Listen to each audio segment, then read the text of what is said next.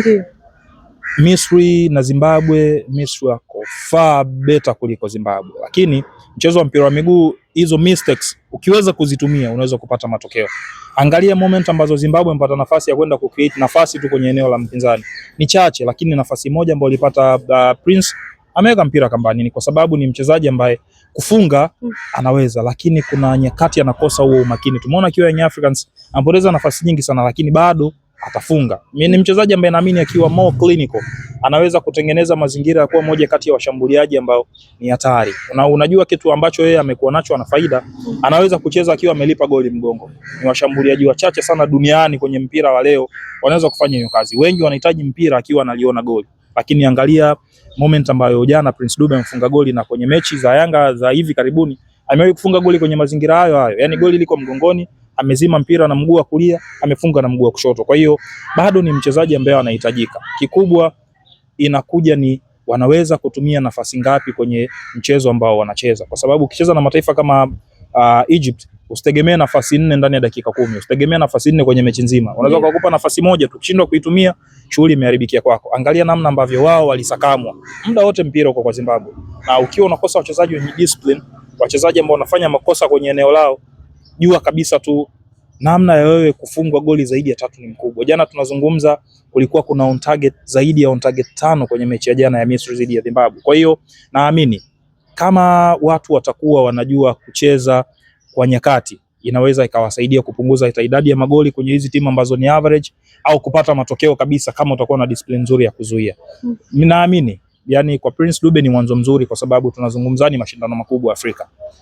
Ndo ngazi ya mwisho ya mpira wa Afrika ni AFCON.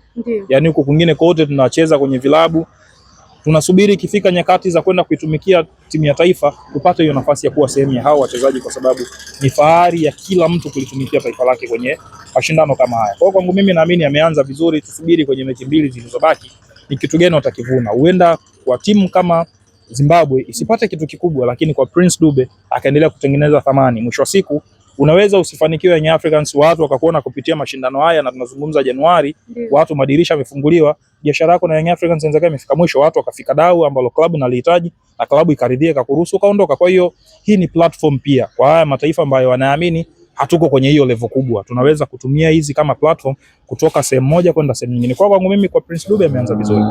Djigui Diarra. Yes.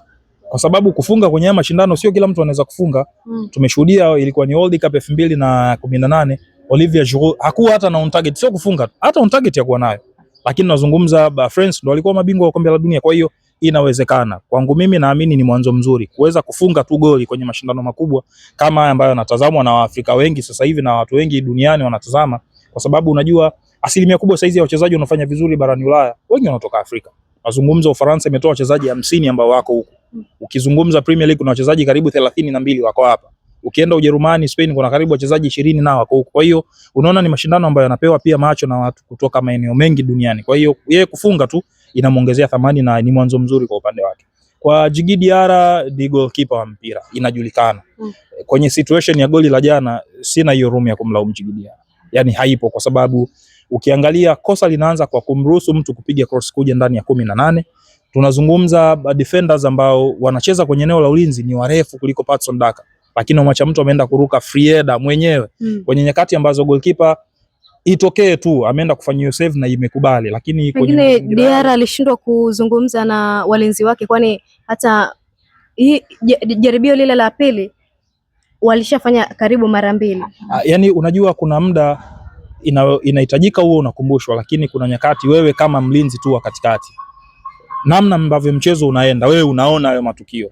Tayari tumekoswa kwenye mazingira haya mara ya kwanza, mara ya pili, kwamba inabidi uongeze umakini kwenye namna ya kudefend mipira ya cross au labda kwenye namna ya kucheza na huyo mshambuliaji ambaye yeye mnacheza naye. Na mara nyingi mimi nikiwa naangaliaga hizo mechi na shaurigi kwenye mazingira kama hayo, unaona kabisa imekuwa changamoto kumdefend huyo mtu. Pia nini tu majukumu, mmoja na mark, mmoja anafanya clearance kwenye mipira ambayo itakuwa inazagaa hizo second balls, nyie ndio moyo wa kwanza kuini, kwa sababu inawezekana wote mkaenda kufanya kitu kimoja, second ball ikadondoka, wakaenda kawini wapinzani. Kwa hiyo ni moment ambayo sina hiyo room kubwa sana kumlaumu Djigui Diarra. Naamini ni mistake za mchezo. Alifanya save moja ilipigwa acrobatic ambayo mimi kwangu nilikuwa nategemea lingekuwa goli kwa position ambayo alikuwa amesimama Djigui Diarra na mpigaji mahali mpira alikokuwa ameupeleka, lakini alistretch, amenyosha mwili, amedaka mpira na vitu vyote vimebadilika, na bado aliwakumbusha wachezaji wake kwamba kuna uzembe unafanyika hapa, tutakiwi kurudia. Kwa hiyo naamini kama ni kuzungumza, Diarra anazungumza sana na walinzi wake, lakini kuna hizo moments zinatokea, ukiswitch off tu